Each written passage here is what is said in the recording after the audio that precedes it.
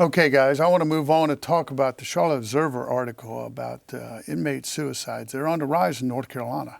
Yeah, so this is a story that I think is not a partisan story at all, but it should be of concern to everybody.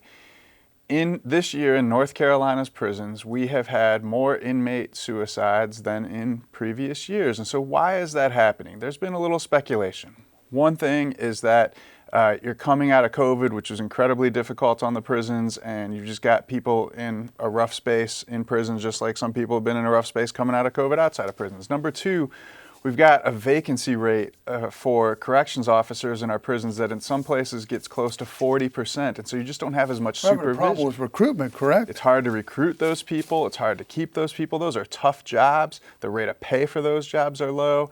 And then the third thing that I think gets cited is a lot of these suicides have happened when people are in solitary confinement.